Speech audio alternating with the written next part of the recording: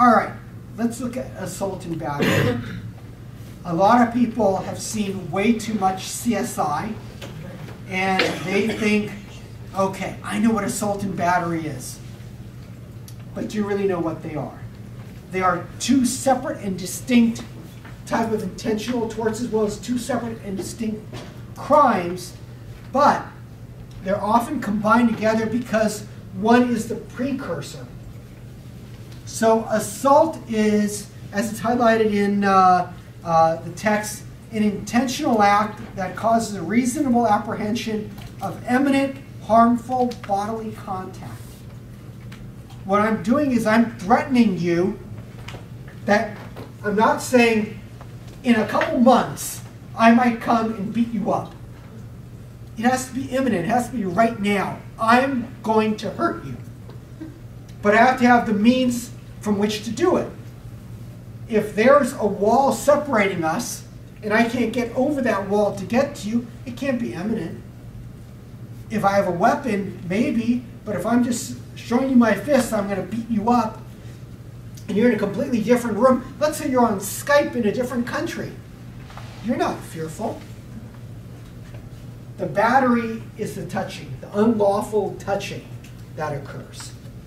And so what happens is, if I say, and I don't even have to say anything, if I come up to John and pull my fist back, like I'm going to hit him, he's close by, it's imminent, that's the assault.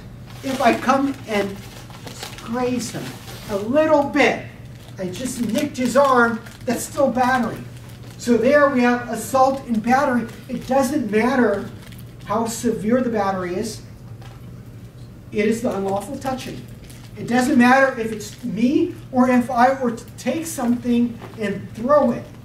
I put that into the air. I'm responsible for it.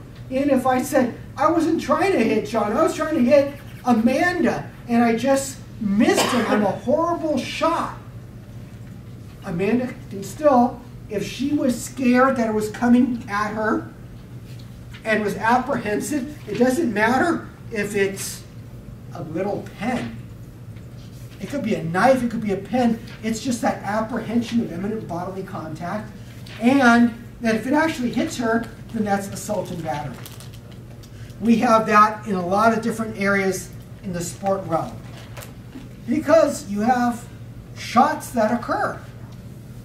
One of the famous cases that was on the civil side was the Hackbark case, which is included in the textbook. And that's where someone, the ball changed hand in a professional football game. The guy was a lineman. He was in the end zone on his knee. He finished the play. He was done with it. It was going off 20 yards away from him. He wasn't part of it, but someone came and hit him on the back, right above the shoulders, and caused serious neck injuries to him, neck and back injuries. That's not the kind of contact we consent to when we play sports. And in that case, you have the potential for both criminal conduct as well as civil kinds of conduct associated with assault and battery. Now, as I said, you have to have, when you have assault and battery, you have to have the apprehension. In that case, it was only battery because he didn't see the person coming from behind. So he wasn't put in fear. It was just the battery, the striking of him, that caused it. In another context, how many of you are familiar with Rudy Tomjanovich? Have you guys heard of him? Famous basketball coach. But before he was a basketball coach on the Houston Rockets, he was a player for the Houston Rockets, and he was an all-star, a top-level player. One day, this is, I think, in the early 70s, if I'm not mistaken, or mid-70s, like 73, 74, somewhere around there. I could be off on the date. Don't hold me to that. He was involved in an issue where there was a confrontation in a game against the LA Lakers. And Kermit Washington was the center for the Lakers at the time. And he squared up to fight with someone. And Rudy Tomjanovich tried running in to be the peacemaker. And Kermit Washington was a big guy, nailed him full force in the face, basically rearranging his face, almost killing him. And that is a case of assault, because he was fearful when it came. He didn't have time to protect himself, really, and the battery wouldn't actually hit him. He ended up getting $1 million settlement or judgment, I forget which one, from the Lakers, and then he got a judgment against Kermit Washington as well. And he basically had to reconstruct his entire face.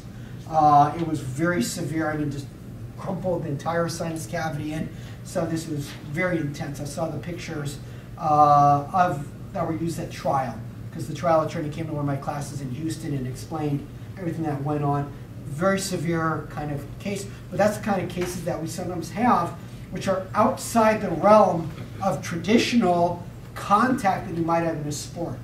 It could be even more severe. There was an American hockey player who checked someone in Italy, and checked them so hard the person had a heart attack. And the authorities in Italy went after the American for manslaughter, saying that your conduct is considered so severe and outside the realm of really what should go on in hockey that we're going to charge you with the crime of manslaughter. And so these things can be quite intense when we take a look at them.